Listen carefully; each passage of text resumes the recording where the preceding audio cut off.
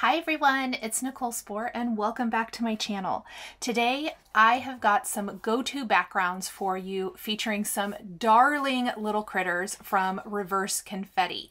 So I was recently spent the weekend with some friends, and my friend Amy Colling let me borrow her Reverse Confetti stamp set, and I stamped and colored these critters. Well, what do you do when you have maybe some random images that you have colored? For me, I do my go-to background. So today I am going to share with you my go-to background. If you have been here for a while, this is not going to be any surprise to you, but it generally involves either a stamped background or a stenciled background like I'm doing today, and some text stamping over the top. Now, on the sample on the left, I did that one while I was with my friends. I actually stamped 2 sets of the critters, but because the stamp set doesn't belong to me, I actually stamped all my greetings and the little butterfly trail separately, and then I'm going to stencil over them. For the example on the left, I actually did my stamping and stenciling first, then stamped the sentiments on top. I would very highly recommend, if you're going to do something similar, to go ahead and use an ink that is not going to bleed. So for example, I used the Hero Arts Intensified black ink, something that wasn't going to smear when I ink blended over the top. I am using my favorite Simon Says stamp Pawsitively saturated inks in Cheeky, Blush, and Pucker. This is one of my favorite color combinations, and I did have a little bit of a boo-boo up there right underneath the word love where my stencil moved a bit, but I am then going to take my ink blending brush and I'm going to go over the whole background kind of with a light hand, blending out the color so that the entire background looks like a tone-on-tone design. This Fading Hearts stencil is one of my all-time favorites. This is the Slimline Fading Hearts. You might know that Simon Says stamp, they either do still have it, I haven't checked, or the original was a big stencil, which I used all the time and I loved as well. I will definitely check and see if that's still in stock before I write my blog post, but the Slimline that I used here definitely is. Then I love to stamp some text. This is the You Are background from Simon Says stamp, stamped with white pigment ink right over the top. Now, I will say, if I owned this stamp set and had it on hand, I definitely would have done my stamping for the sentiments later so that the white text doesn't go through them. It doesn't bother me that much though.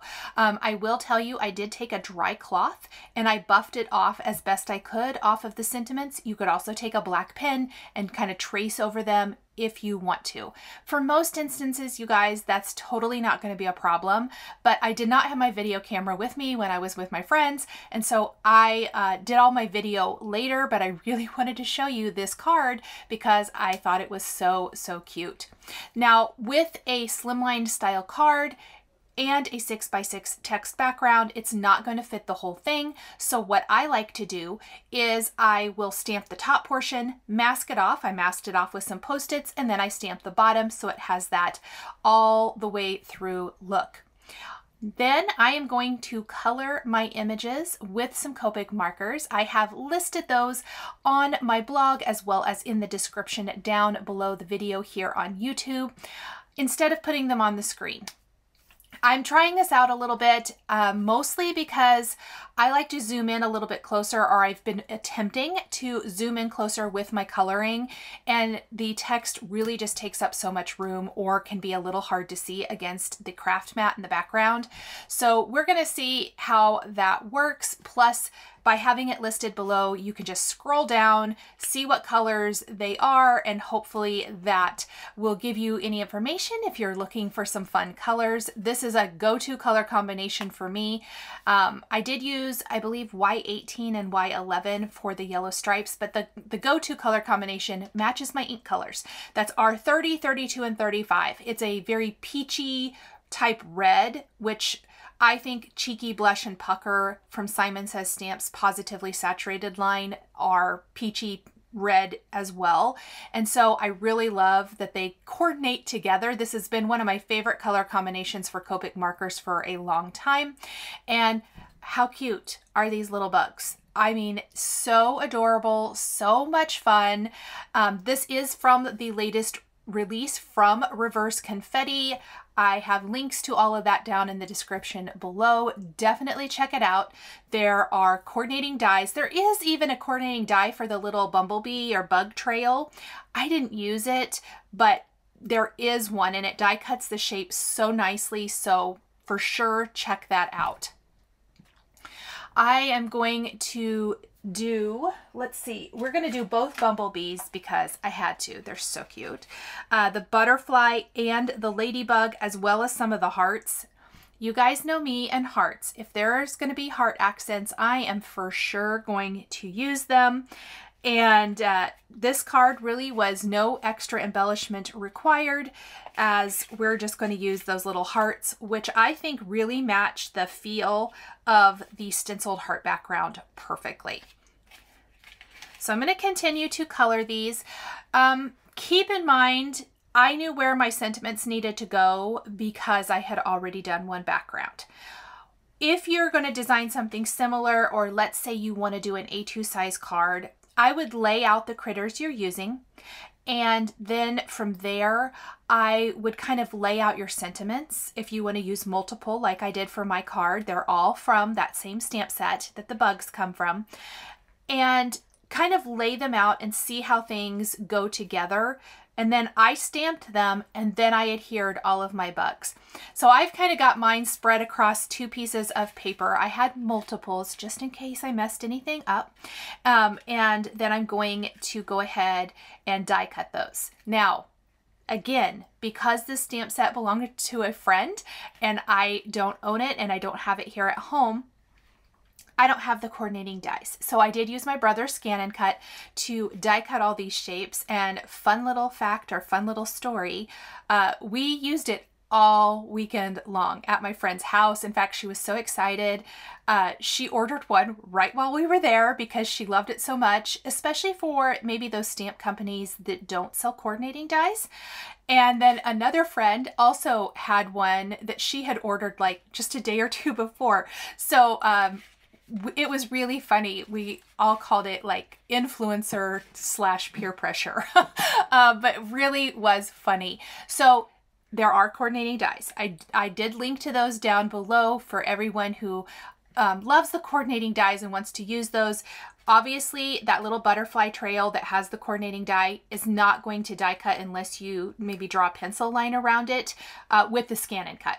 So I know there's a lot of people who don't want to invest in another machine and things like that. There are dies for this. I just use my scan and cut since I had stamped all these images while I was with friends. I like the little pink wings. Normally I don't do pink, but since I was trying to do that Valentine's-y love type feel, that's what I did here. I think I'm going to use these kind of as Galentine's type of cards. That's my plan anyway. And just going to color all of this in. Again, the bumblebees are really cute. I had almost considered doing maybe a standard A2 size card and just doing bumblebees, but I really, really wanted to use the ladybug. So that's kind of how we came to a card where I felt like I needed to use more than one. I believe the only little bug I didn't use is a dragonfly. So there is a dragonfly in this too. So for the butterfly, I do want the hearts to be a little bit darker color, but I'm not going to worry about it too much right now. And I'm actually just going to color R32 and R30 all over the butterfly wings, and then I'll go back with R35 and R32 and make the hearts a little bit darker so that they stand out a little bit nicer. And then we're going to color the body of the butterfly with warm grays. I did that for both cards just to kind of keep a nice neutral. I didn't want to introduce any more colors. Yellow already was a little bit, you know, doesn't coordinate quite as well, but definitely for the bumblebee, we needed yellow.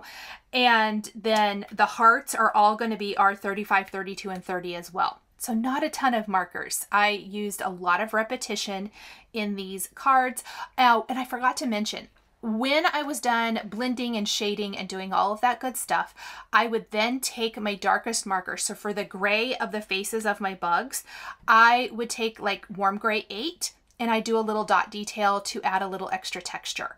For the butterfly wings, I'm using R35 and R32, and I'm adding some dot detail so that the wings are a little bit more interesting, and I love, love, love how it turned out. Once we have everything colored, I think I'm just going to color a couple of little hearts here. Oh, and all of the antennae, I did R35. They're just these teeny tiny hearts, which I think that little detail is the cutest. Instead of like a little circle or whatever, I just love that it has that love type theme. So much fun. And then the body of the butterfly, you can see that I just kind of did this little dark stripe. I don't want it to be super perfect. I wanted it to have some texture. So that's kind of what I did for the body there. And let's just go back over and blend out as needed. Loving it. I think it's turning out super cute. A little dot detail here as well. I started with the wrong marker. And then we'll do some hearts. For the majority of the hearts, I did R35 and R32. But for this one, I did R32 and R30. So that's going to give you a much lighter, peachier type of heart. That's going to be a lot more like the wings of the butterflies, or pardon me, the bumblebees. I guess the butterfly too, but mostly the bumblebees. And then I'll do a nice base of R32 for the big heart and shade in some R35. And we're going to do this for the two little individual hearts as well. Then I am going to die cut all of these off camera, and we will be back to put it all together. So what I did was I popped up everything with foam adhesive. I didn't realize my camera wasn't on. And then I did take Nuvo crystal drops in White Blizzard, and I added it to the butterfly wings and to the hearts, and I'm letting it dry. So the background already there on my table, that is all completely dry. It's going to dry clear and glittery. We're going to trim up some slimline card bases. A slimline card base measures 3.5 by 8.5 inches. My backgrounds measure 3.25 by 8.25, so it leaves a nice white border all the way around that ties into the white outline of our little die cut critters. And we have two fun Galentine or love themed cards ready to go. Thank you guys so much for joining me today for these two slimline style cards featuring my go-to backgrounds technique of either a stenciled or stamped background with text stamping over the top. I want to give a huge shout out and thank you to my Patreon members. If you would like to become a member of Patreon, please click the link in the description down below. We do an exclusive live for our top tier every month, as well as some other fun perks and early access to videos. The supplies I use to create my cards are listed and linked below the video here on YouTube. Here is another video that you might be interested in. Please make sure you subscribe to my channel, hit that like button, and don't forget to hit the notification bell to always be notified when I have a new card making video. Thank you guys so much for joining me today, and we'll see you again real soon. Bye!